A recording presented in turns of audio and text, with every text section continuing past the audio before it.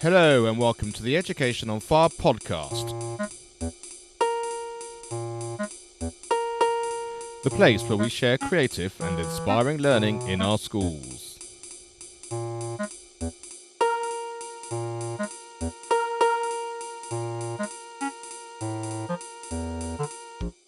Hello and welcome back to Education on Fire. Today I'd like to welcome Janice Mardell, who's the head teacher of Overstone Primary School. And I've been visiting the school over the last few weeks of the autumn term here as part of the First Access project for the Northamptonshire Music and Performing Arts Trust. And we've been doing some Samba workshops, which I'm pleased to say we've got a concert coming up in the next week or so, which is going to be very exciting to show exactly what we've been up to. The reason I asked to come in and have this interview was just because I've talked quite a lot in the opening episodes about how the school environment is really important for children's learning, and a real sort of sense of having a growth mindset and actually feeling themselves in order to want to learn. And that's exactly what I've experienced during this school. The staff have been incredibly kind and supportive, and as soon as you walk into the school, through every member of staff that I've actually had contact with, the children have been really keen to learn, and their behaviour and discipline has been absolutely impeccable, but not because they had to. I sort of got the sense they were doing it because they wanted to get as much out of the session as they possibly could, and that just seems a really good bed, a good sort of real sort of rock solid bed to actually learn from. So thanks very much for having me today. Thank you for coming. And could we just start, could you just explain a little bit about the school in terms of the size of the school and the number of children and how the setup is here? Yes, so we're situated in the village of Overstone. We have some of our children who come from Overstone village itself, and then we also have quite a few pupils who come from the eastern side of Northampton, Rectory Farm, Southfields, around those areas, some children from surrounding villages as well. We have 105 pupils on roll, so we admit 15 children into reception at the moment. And then as they move through the school, they're taught in classes of 30 with two age groups in a class. So we have year 1 and 2 together, year 3, 4 together, and year 5, 6 together.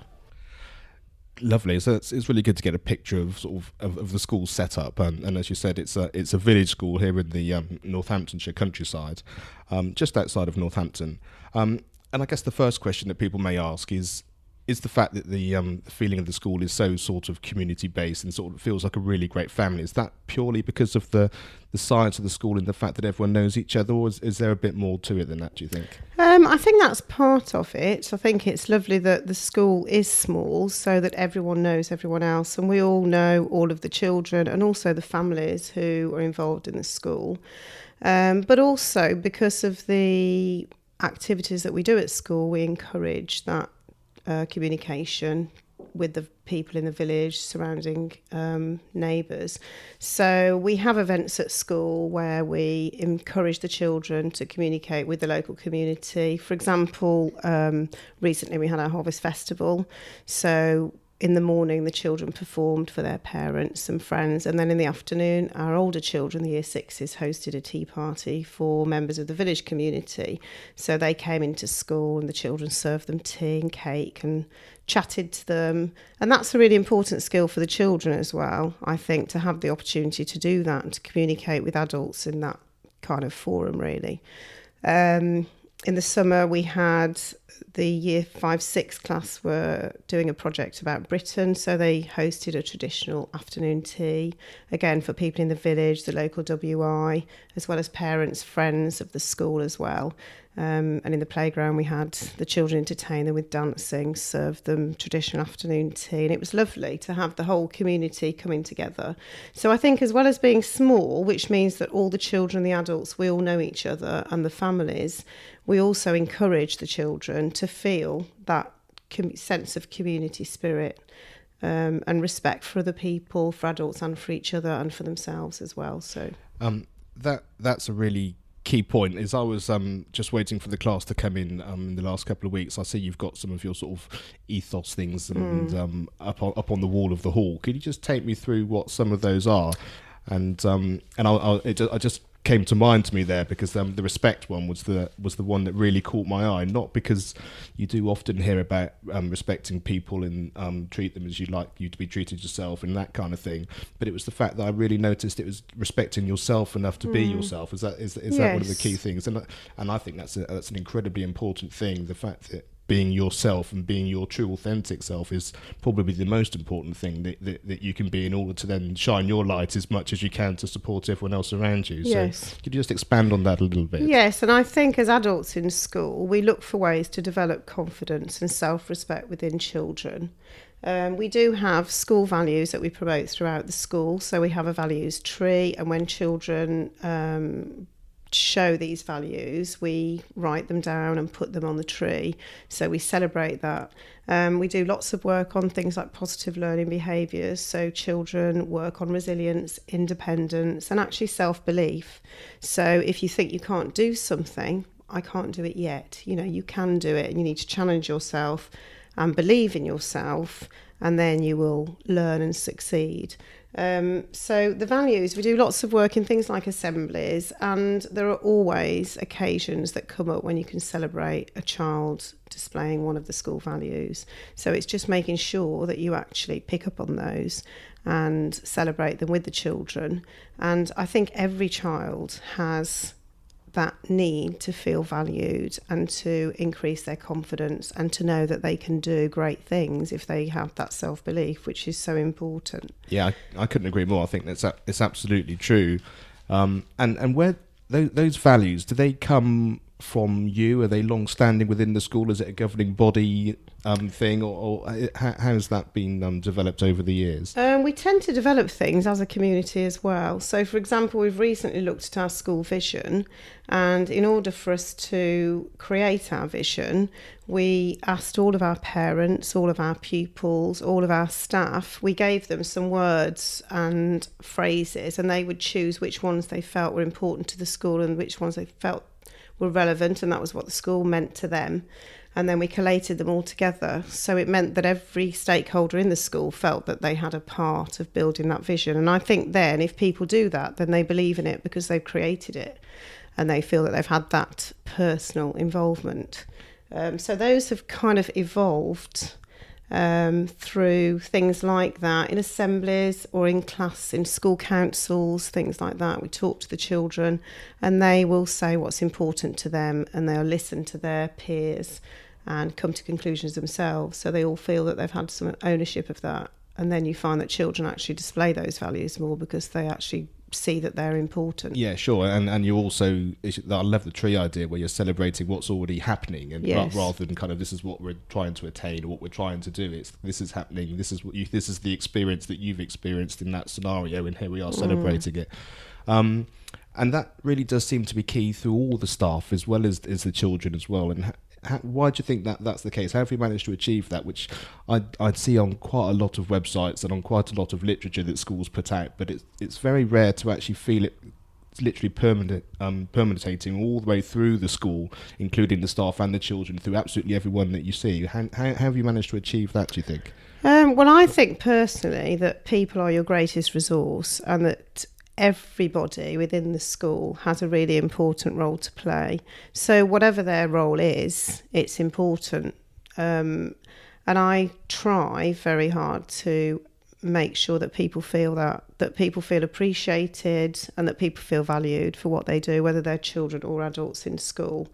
And even just little things like on a Friday, we always have Jacket Potato Friday. So I provide jacket potatoes and people just bring along a filling, and it's just an opportunity for everyone to go into the staff room for lunch, because everyone's so busy, it rarely happens that everyone's in the staff room together. So it means because it's hot food and you've got to go there to get it, we'll all actually be there together, and it's an opportunity for us to, and people like that because it makes them feel that they are valued and important, and that what they're doing in school is so vital. You know, every cog has to be turning to make the whole thing work as well as it does. So I think just the fact that, like the children, adults as well feel valued and important and able to develop, you know, in what they're good at. So I think you sort of been able to celebrate what you're good at and what you can achieve, and I think especially seeing staff that are authentic with themselves, I think the children pick up on that. It's not about what you're trying to impart on in them, as it were, in terms of knowledge and that sort of thing, or just sort of trying to say the right thing. It's actually when they come alive with things that they're interested in and how they truly feel, then I think that really just comes across in a non-verbal way. It's not actually a conscious decision, but if they're happy and really enjoying their experience as a teacher and learning themselves, I think that really comes across to the children too. And I think it's difficult because life's so busy and teaching's so busy, and there are so many demands and so much that's expected of everybody. Sometimes it's just making that time to say thank you for something that someone's done, and to say, you know, that was really great and that's had a big impact on that child or on that class, and taking that time to actually thank people and make them, because I do appreciate everyone, but sometimes it's just remembering to actually say that and make people realise that, you know, that they are appreciated. So I think that's it, and I think how you feel is the most important thing. And we all know what it's like to receive that support from somebody, and I think, like I say, sometimes it's just a slightly mindful thing, isn't it, just to make sure that it comes across whenever you get the chance to do that. And it's certainly something I've experienced when I've come in for my few weeks, is that it's very natural. It happens all the time, and it doesn't mean anything other than just, it feels like family. It's the sort of support that you would hope you feel in that sort of warm, cozy way, hopefully within your home life as well. And I think that really just gives an atmosphere and a way of learning which is incredibly supportive for not only the pupils that are here learning, but also from the teachers and all the support staff and everything as well, because I think that just means they want to give more, because that's the ethos and the understanding and feeling of the school. Yes, I think actually you saying that, one of the children wrote a poem at the end of term which they sent to me, but it said, one of the lines said that school makes me feel safe like I do when I'm at home.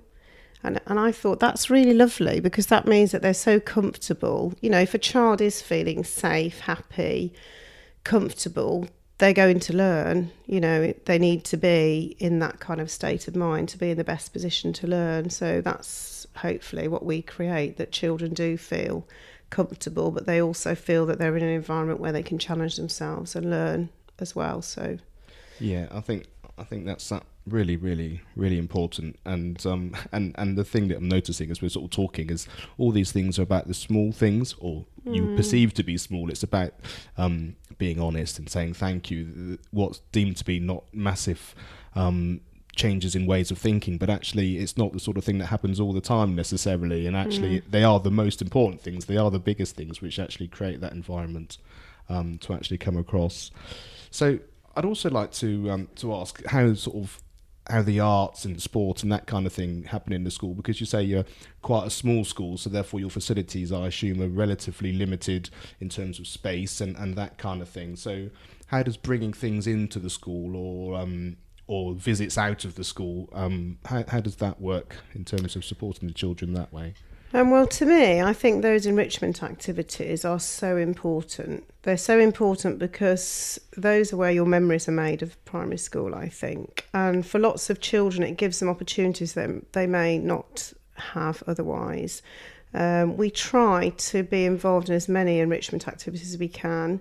And sometimes, for example, with the Samba drums, children who may never have been exposed to music in that way, they can discover a love of something they don't even know they've got, or a talent that they didn't realise they had. We do the Junior Strictly competition, which is a Strictly dancing competition in Northampton.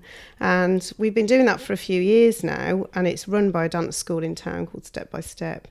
And the children enjoy it so much. They get to perform at the Derngate Theatre in Northampton, which is huge, and lots of them would never get that opportunity. Lots of them from that competition then go on to join the dance school and take up a whole new hobby that they've not ever done before. You know, I can think of one little girl in particular, and even when she's lining up to go to assembly, she's dancing. She just dances everywhere around school because she loves it so much, but she didn't do that before she went to that competition. We recently did the year 5-6 competition, and there was one boy before we went onto the stage, and he's never volunteered to do the Strictly before, but he's year 6 and he thought, it's my last chance. I'm going to do it. And it's completely out of his comfort zone. And he stood at the side of the stage to go on and was literally rooted to the spot and was very upset, really excited. I just can't do it. I can't do it. Anyway, I took him onto the stage, and when we came off, he said, I loved it. I love that. And he said, next week, I'm going to stand up and talk in front of a group of people because that's something else I'm really afraid to do. And I thought, that's just fantastic, because that's given him so much confidence. And now, as we're speaking, the class is practicing for the school Christmas play, and he's taken a speaking part, which he's never wanted to do before. And it's things like that, develop those activities, I feel, are so important for developing confidence in the children. And that's for life, that he's now got that confidence to attempt things that before he just didn't really want to try.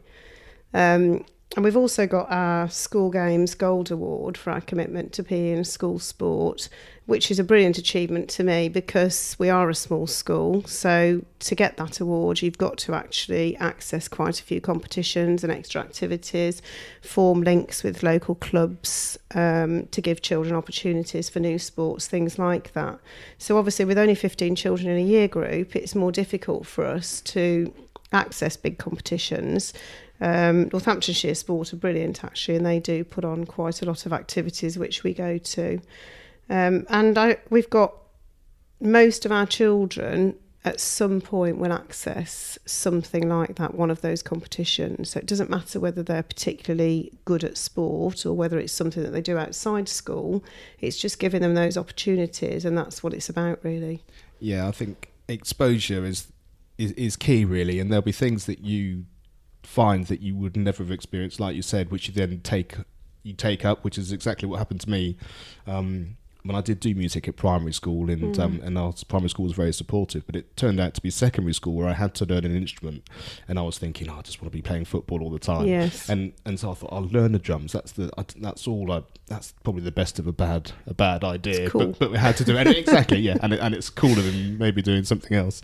But it was only through that opportunity which then led me to have lessons. And since then, I've played all around the world and regularly work at the Albert Hall and do lots of things which I absolutely adore, which without that little push, without that little bit of exposure, I've never had the opportunity to do. And the other thing which I really liked about what you said is the fact that because through the opportunity, children will get taken maybe slightly out of their comfort zone, but it's just how you support them then just push a little bit more, but through supporting them to gain that bit of confidence, which once they've experienced it, I think then, like you say, they can thrive. And whether it's doing a dance or whether it's speaking or whether it's taking part in an activity you've never done before, then I think that's absolutely fantastic. And I think if you can tap into what you can see that a child is comfortable with and develop that and help that confidence to grow, then you can encourage them then to have a go. Like that boy probably wouldn't have even had a go this time if it wasn't for the fact that his teacher has actually made him more and more confident, because she's kind of tapped into things that she knows he would feel comfortable with and develop those, and it's helped him to have the confidence to attempt new things. And I guess that's where the community comes in, and also where knowing the story of the children, knowing maybe the story of the family, and being aware of all those things so that you can, like I say, support them in a way which is going to help them in their confidence rather than sort of push them away because they're going to get scared or something. And how do you see that? I understand that you've got some development work going and the school's going to be getting a little bit bigger. How do you see that sort of as the school grows? How can you sort of keep that support as you get a few more numbers in the school? How do you sort of keep everyone knowing everybody in that support as the building work happens, and then when you've got more children in the school on a daily basis? Well, we were only expanding to a one-form entry school. So instead of having mixed classes, we will have single year group classes. So we will take up to 30 children into reception, and then they will feed through the school as a single year group. So although we're expanding, we still remain a small school. And that community ethos is so important and so central to the school and what it's about, that we will keep that. That's what we're about and that's who we are. So we will maintain that. And I think with only having one year group, one class, for each year group, that will facilitate that quite well, because we will still have a fairly small school community, because the children will be coming from new housing, which is planned on the edge of Overstone Village. They will be fairly local children as well. So we'll be able to still engage with the families as part of our local community. People will still attend those events. We'll actually have more families, so we'll be able to tap into more people's expertise, because we've often got parents who slip into a conversation, I don't know if it's accidentally, that they've got, they're really good at sewing, or they work at the country park, and that could be a very useful skill, and they come to help us and support the children. So it will just give us an even greater range of expertise to tap into. So I think it's vital to us, to me, and to our school and our governors, that feeling will actually, that community feeling will still carry on through the school, because that is part of our school ethos. That's just so important to us. I think what I like about that the most is the fact that the growing becomes an opportunity, because as you said, the more people you've got, the more talents you're likely to come across. And if you're already inviting and actually having part of the community coming into the school, then you've then just got more to offer the children that are already here. And they say you've got a bigger pool of community outside of the school that can help support you with the things that you can use to then help the children again. So the cycle just continues in a sort of a positive, expanding kind of way. And so I can see that no matter what the size of the school, because the ethos is the centre of it all, everything will just expand out there. Yes. And I guess so you'll need more staff as the school expands. So is there sort of the sense you get when you speak to somebody in terms of what their ethos is and the type of person they are? I guess that's just as important, if not more important, than their qualifications or their experience, because they have to fit in with the environment that you've created here. Yes, and I think that ethos kind of permeates through the staff. And I think, talking about that dance competition we were talking about earlier, that was on a Saturday at the Derngate, and we had, to everyone, we've always had at least 15 members of staff who come on that day. We only have about 20 staff in total if you take everyone into account, and those staff paid to come to the theatre on a Saturday and support the children. And that's the way it is. And the children see them all there, and how everyone really wants to be part of that and encourage them. And I think that will always carry on, because that's just the way we are. That's the way we operate. And people who come into the school tend to adopt that same ethos, because that's what the school's about. So, and from my point of view, coming in as a visiting teacher, as it were, doing the Samba, that was just very apparent from day one.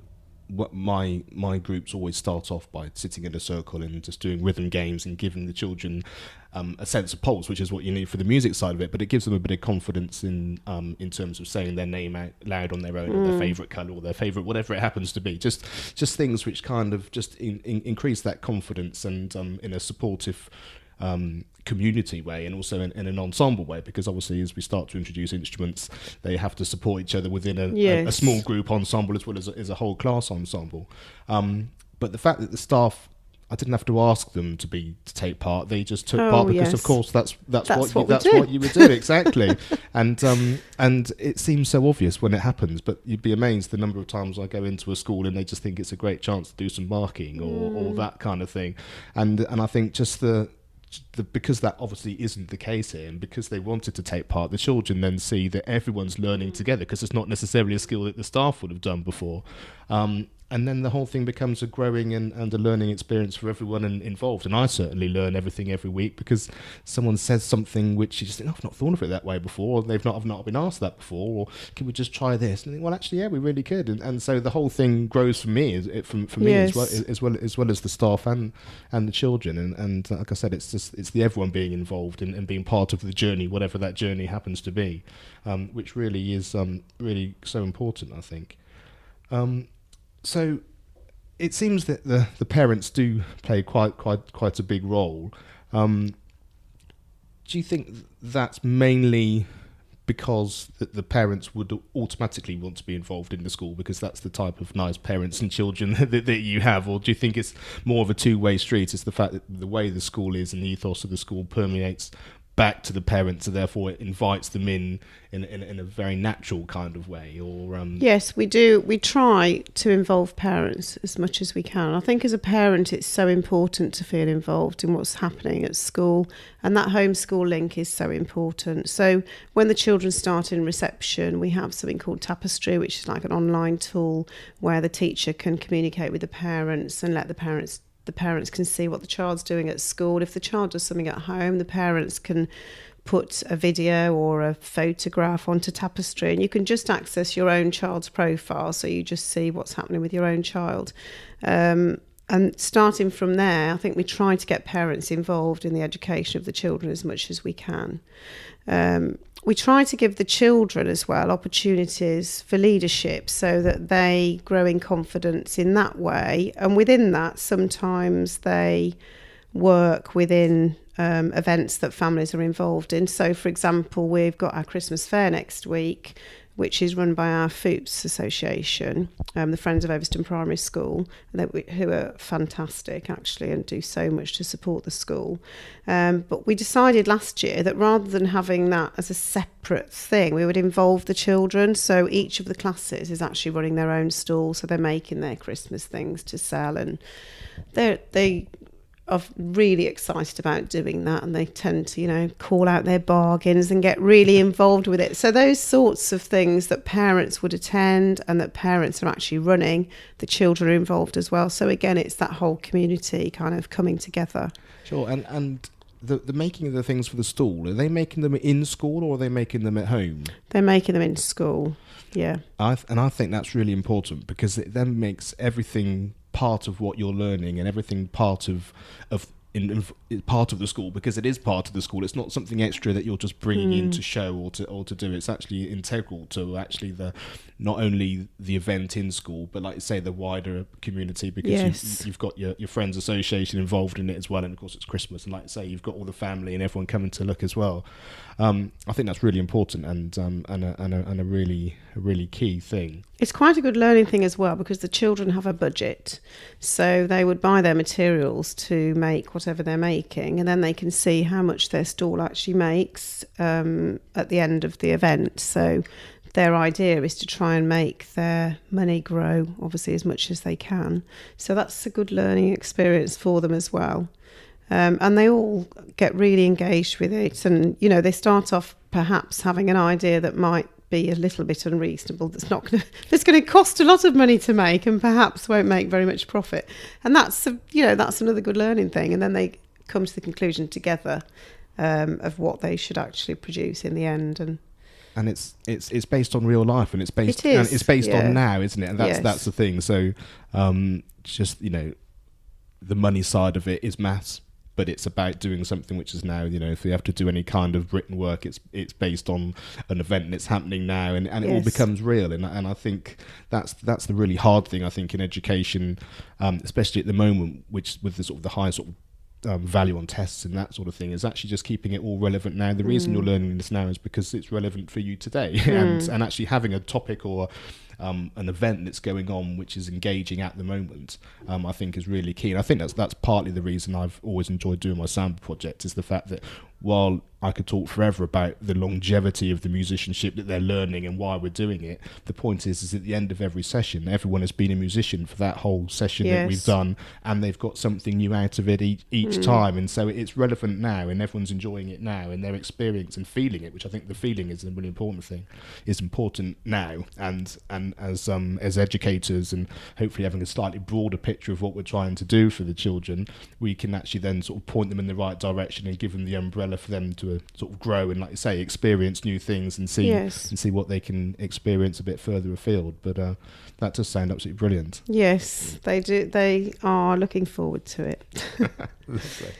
So is there anything else that you think the school does which really supports the whole feeling of the school, and as I said, that sort of learning environment, other than the ethos and the values that we've talked about, and the general kindness and caring that everyone has, which gives us that sort of family feeling? Is there anything else that you can pinpoint that really gives the school the learning environment that the children really enjoy?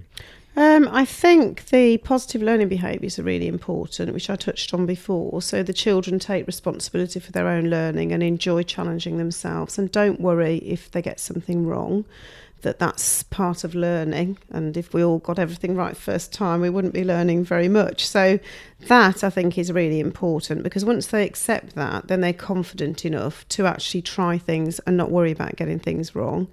I think we try to give them opportunities for leadership, which again is very important, because that develops confidence. So we have things like, we have a sports crew who organise sports activities, who might come with us to a sports event and do like the media coverage. So they might write a report for our school blog, for our sports blog, things like that. We have play buddies who work in the playground to work with some children who perhaps find games more challenging or social situations more challenging, so they can engage them in that. We have our school council, so each class has class council meeting, and then they have their school council representatives who take their ideas to the school council, and they feel that their voice is heard, so things that they say are actually listened to and acted upon. So that's really important, because that helps to obviously make them feel part of the community in school. We have house captains, which again helps to, some children really thrive in that situation, who perhaps you wouldn't imagine would want to take on that role, and you see a completely different side to a child, and that sort of role can really build self-esteem and confidence. I think that's just so important.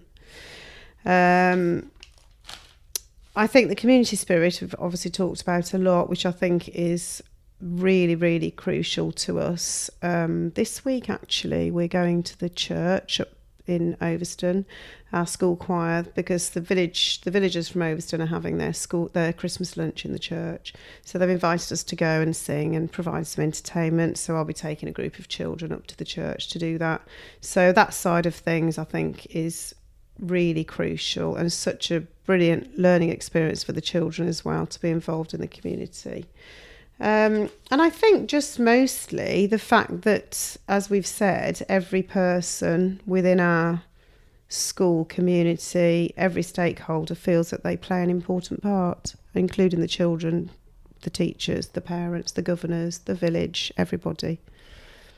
I think the biggest takeaway from today is the fact that while it all seems very natural in the school, and you literally walk in and feel like you sort of in an envelope of warmth and sort of family feeling, that none of it happens by accident. It's got real purpose. It's got real thought and understanding behind what's key to support the children and support the staff as well, which is something which is important. And I hope from today you've got an idea of some of those practices, which might be something you can take away and include in your school, or at least start to think about.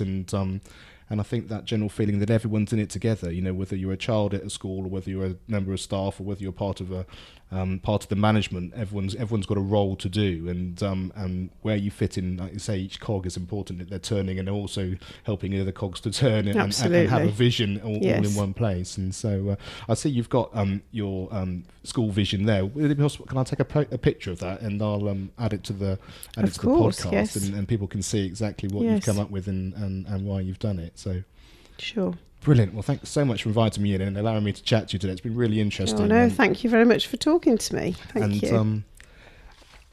And yeah, please leave a comment underneath the podcast on the website at educationonfire.com. Let us know if it's something which has touched you in any kind of way, or anything which you can expand on, and we can continue the conversations on there. Lovely. Thanks very much. Thank you. Thank you for listening to the Education on Fire podcast. For more information, please go to educationonfire.com.